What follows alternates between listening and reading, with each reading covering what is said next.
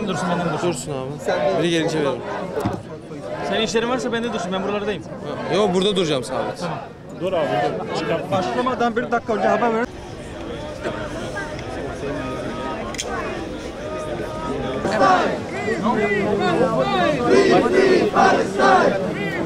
On Thursday afternoon, the Freedom Flotilla Coalition was contacted by the Guinea-Bissau International Ships Registry, requesting an inspection of our lead ship, Actenes.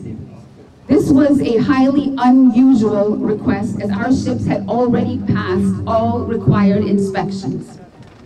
Nevertheless, we agreed, and the inspector arrived on Thursday late afternoon.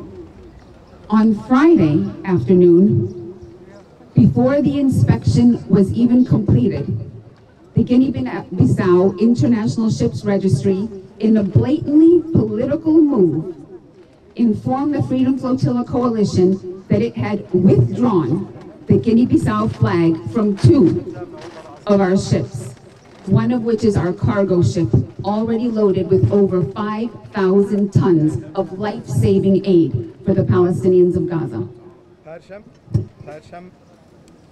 Perşembe günü öğleden sonra Guinea-Bissau Uluslararası Gemi Sicil Otoriteleri Özgürlük Filosu Koalisyonu ile temasa geçerek lider gemilerimizden biri Akdeniz'in denetlenmesini talep ettiler. Gemimiz gerekli tüm denetimleri zaten geçmiş olduğundan bu oldukça alışılmadık bir talepti. Yine de anlaşmaya varmaya çalıştık. Müfettişler Perşembe günü geldi. Cuma öğleden sonra ise denetim tamamlanmadan önce Guinea-Bissau Uluslararası Gemi Sicil Otoriteleri bariz bir siyasi hareketle Özgürlük Filosu Koalisyonu'na, Özgürlük Filosu'nun 2 yolcu gemisinden Guinea-Bissau bayrağını askıya aldığını duyurdu. Gazze'deki Filistinlilere yönelik 5500 ton insani yardımın, hayat kurtaran insani yardıma engel olmaya çalıştı. In its communication informing us of this cancellation, the Guinea-Bissau International Ships Registry made specific reference to our planned mission to Gaza. It also made several extraordinary requests for information, including they wanted confirmation of the ship's destination, any additional ports we planned on going to, and the discharge port for humanitarian aid, and the estimated arrival dates and times. It further demanded a formal letter explicitly approving the transportation of humanitarian aid and a complete manifest of the cargo. Guinea-Bissau makamları bu iptali bize bildiren iletişiminde Gazze'ye yapmayı planladığımız misyona özel olarak atıfta bulundu. Ayrıca gemilerin varış yerini, teyidini, olası ek liman ziyaretlerini, insani yardım için boşaltma limanını ve tahmini varış tarihleri ve saatleri de dahil olmak üzere birçok olağanüstü bilgi talebinde bulundu. Ayrıca şurası çok kritik ki insani yardımın taşınmasını açıkça onaylayan resmi bir yazı ve kendi bayrakları olmamasına rağmen Türk bayraklı yük gemisinin kargosunun tüm dökümünü bizden talep etti. Again, this is a highly unusual move from a flagging authority. Normally, national flagging authorities concern themselves only with safety and related standards on vessels bearing their flag, and are not concerned with the destination, route, cargo manifests, or the nature of a specific voyage. Just like when you register a car, the authorities don't ask you every place you are going to go with that car. Altını çiziyorum. Bu bize iletişimde bulunan otorite son derece sıra dışı bir harekette bulunmuştur. Normal şartlar altında ulusal bayraklama makamları yalnızca kendi bayraklarını taşıyan gemilerin güvenliği ve ilgili standartlarla ilgilenirler ve varış noktası, rota, kargo dökümü veya belirli bir yolculuğun niteliğiyle ilgilenmezler. Tıpkı arabanızı tescil ettirdiğinizde olduğu gibi yetkililer de sizden nereye gideceğinizi detaylandıracağınızı istemezler. Sadly, the Republic of Guinea-Bissau has allowed itself to become complicit in Israel's deliberate starvation, illegal siege, and genocide of Palestinians in Gaza. Israel is showing the world the extent to which it will go to deny Palestinians the aid they need to stay alive, in direct contravention of international humanitarian law, UN Security Council resolutions, and 2 orders of the International Court of Justice. Israel is only allowed to get away with this because we have an international order where law does not apply equally, where people are not valued the same, and where supposedly might equals right. The United States has hijacked international law and is even violating its own laws in order to protect Israel at every turn. A leaked U.S. aid memo states that famine in Gaza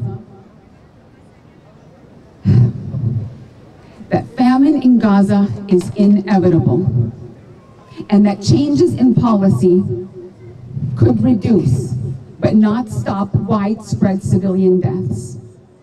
It also states that USAID assesses the government of Israel does not currently demonstrate necessary compliance with U.S. law required to receive U.S. military aid. Nevertheless, last week, the U.S. Congress passed and Biden signed a $26 billion aid package to Israel. Ne yazık ki Guinea-Bissau bu politik motivasyonlu hareketiyle kendisini İsrail'in gıdayı ve insani ihtiyaçları silahlaştırmasına ve hukuka aykırı kuşatmasına ve soykırımına suç ortağı haline getirdi. İsrail, uluslararası insancıl hukuka, Birleşmiş Milletler Güvenlik Konseyi kararlarına 2728 sayılı ve Uluslararası Adalet Divanı'nın 2 defa vermiş olduğu ihtiyati tedbirlere, Güney Afrika ve İsrail davasında aykırı olarak Filistinlilere hayatta kalmak için ihtiyaç duydukları yardımı ne ölçüde esirgeyeceğini dünyaya göstermiş oldu. İsrail'in bundan kurtulmasına izin veriliyor. Çünkü hukukun eşit şekilde uygulanmadığı, insanlara aynı değerin verilmediği, gücün eşitliği yarattığı, kurgusal bir eşitliği yarattığı bir uluslararası hukuki düzen ve uluslararası politik düzende yaşıyoruz. Amerika Birleşik Devletleri İsrail'i korumak için her fırsatta uluslararası hukuku gasp etti ve kendi yasalarını da ihlal ediyorlar. Amerika'dan sızan bir bilgiye göre USAID MIMO Gazze'deki kıtlığın kaçınılmaz olduğunu, yapılabilecek iyileştirmelerin bile yaygın sivil ölümlerini azaltabileceğini ancak asla durduramayacağını belirtiyor. Ayrıca bu rapora göre İsrail hükümetinin şu anda Amerika Birleşik Devletleri askeri yardımını almak için gereken hukuki şartları taşımadığı da belirtiliyor. Ancak buna rağmen ABD Kongresi'nden bu yardımlar geçti ve Biden İsrail'e 26 milyar dolarlık yardım paketine imza atmış bulunuyor. It is this kind of naked impunity over decades that has brought us to this point where Israel can carry out a genocide that includes a public declaration by its leaders that it is going to deliberately starve children. And not only does it not face consequences, but it is also able to involve a majority of the world government in its crimes. Yıllardır bizi İsrail'in bir soykırım gerçekleştirebileceği bir noktaya getiren şey bu tür aşikar dokunulmazlık, bağışıklık mekanizmalarıdır. Bu İsrail yetkililerinin çocukları kasten aç bırakacağını ve sadece sonuçlarıyla yüzleşmemekle kalmayıp bunları kamusal olarak da takip edeceğini başka ülkelere de baskı yapacağını göstermektedir. Ama aynı zamanda dünya hükümetlerinin çoğunluğu da bu suçlara iştirak etmekteler. Hükümetlerimiz Filistinlilerin hayatını önemsediklerini iddia ederken soykırım yaptığı Uluslararası Adalet Divanı tarafından kuvvetle muhtemel statüde tespit edilen bir devletin hayat kurtaran insani yardım gibi herhangi bir yardımın bunu yapmaya çalışan insanlara ne kadar ulaşıp ulaşmayacağına kontrol etmesine izin verildiği bir duruma düşmüş oluyoruz. While our governments claim to care about Palestinian lives, they are compliant and even enforcing a situation where a state that has been found to be plausibly committing a genocide is allowed to control what, if any, aid is allowed to get to the people who are trying to stay alive. Yesterday, the UN Special Rapporteurs on the right to food, on the right to housing, and on the situation of human rights in the occupied Palestinian territories issued a statement stating that civil society initiatives like the Freedom Flotilla are important precisely because governments are not complying with their obligations under international law, and many of these governments are even complicit in Israel's siege and genocide. The statement of the Special Rapporteurs affirmed that ours was a legitimate challenge to Israel's control over the delivery of aid to Gaza, and it demanded safe passage for our flotilla. Dün itibariyle gıda hakkı, barınma hakkı ve işgal altındaki topraklara insan haklarının durumuyla ilgili Birleşmiş Milletler özel raportörleri ve Birleşmiş Milletler İnsan Hakları Komisyonu'nun yaptığı açıklamada özgürlük filosu gibi sivil inisiyatiflerin tam da hükümetlerin kendi sözleşmelerine, uluslararası sözleşmelerine aykırı olarak uymamaları, ihlal etmeleri nedeniyle bu tarz sivil inisiyatiflerin önemli olduğunu vurguladı. Uluslararası hukuktan kaynaklanan yükümlülükler var. Ve bu hükümetlerin çoğu İsrail'in kuşatmasında ve soykırımında suç ortağı konumunda bulunuyorlar. Raportörlerin ve Birleşmiş Milletler İnsan Hakları Komiserliği'nin yaptığı açıklamada bizim eylemimizin, bizim misyonumuzun İsrail'in Gazze'ye yardım dağıtımı üzerindeki kontrolüne karşı meşru bir karşı koyuş, meşru bir meydan okuma olduğu doğrulandı ve filomuz için güvenli geçiş talep edildi. However, without a flag, we cannot sail. But this is not the end. Israel cannot and will not crush our resolve to break its illegal siege and reach the people of Gaza.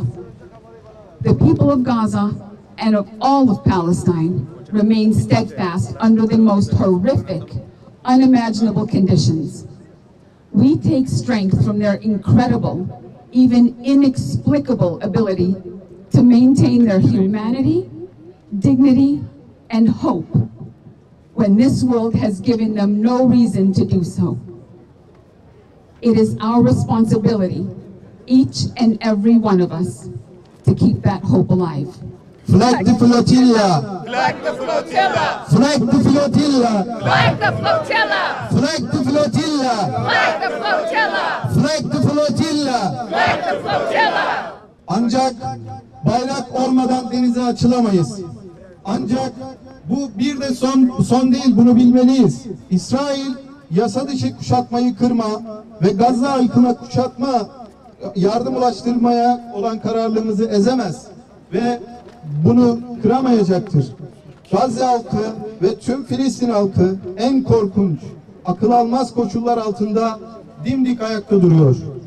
Dünya onlara bunları yapmaları için hiçbir neden vermemişken, hiçbir destek vermemişken, onların insanlıklarını, onurlarını ve umutlarını koruma konusunda inanılmaz, açıklanamaz yeteneklerimizden güç alıyoruz. Bu umudu canlı tutmak için, bu umudu canlı tutmak bizim sorumluluğumuzdadır. Eninde sonunda yelken açacağız. Free, free Palestine! Free, free Palestine! Down, down Israel. Down, down Israel. We will sail. We will sail. We will sail. We will sail. We will sail. Kıymetli kardeşlerim, tarihin dönüm noktalarından birini yaşıyoruz. Neredeyse 7 aydan beri Orta Doğu'da, dünyanın orta yerinde devam eden bir soykırıma karşı ses çıkarmayan ve devamlı top çeviren devletlere karşı bir grup sivil inisiyatifin yola çıkmasını engelleyen kocaman bir terör örgütüyle karşı karşıyayız. 40 binden fazla insanın öldüğü ve 14 binden fazla çocuğun acımasızca katledildiği bir coğrafyaya karşı hala siyasi, konjonktürel ya da ticari sebepler sunularak dünyanın dört bir yanından yola çıkan bu özgürlük filosu mensuplarına engel olunmaya çalışılıyor. Şunu çok açık ve net söylemek istiyorum. Gazze Özgürlük Filosu'nun bayrağı hukuksuzca, hukuka aykırı bir şekilde çekilmek isteniyor. Ve İsrail'in bu gemileri, bu filoyu daha yola çıkmadan kendi limanlarında durdurma çabasını çok açık bir şekilde görüyoruz. Birleşmiş Milletler'in daha dün açıkladığı rapora göre Özgürlük Filosu güvence altına alınarak ve hızlıca Gazze'ye ulaştırılması gerekmektedir. Bizler uluslararası hukuka saygı duyuyoruz. Ama sizlere de insan haklarına saygı duymasını öğreteceğiz. Ve özellikle Gazze'de soykırım uygulanırken oraya giden tüm ilaç, gıda ve tüm insani yardım gönüllülerin yolu kesilirken Akdeniz'de bulunan tüm ülkelerin sorumluluğunda olan bu katliam ve soykırıma dair tek kelime etmeyen bütün dünya halklarına ve bütün dünya devletlerine şunu belirtmek istiyorum. Bu yükün altından kalkamazsınız. Ne yaparsanız yapın, ne bu dünyada ne diğer dünyada bu yükün altına kalkamazsınız. Onun için sizler bir şey yapamıyorsanız bırakın. Bizler her türlü riski aldık. Gerekirse canımızdan vazgeçmeye hazırız. Ama oraya açlıktan ölen o insanlara, İsrail'in kurşunlarıyla öldürülen bebelere siper olmaya ve Gazze'ye ulaşmak için yola çıkmaya teknik olarak tamamen hazır durumdayız.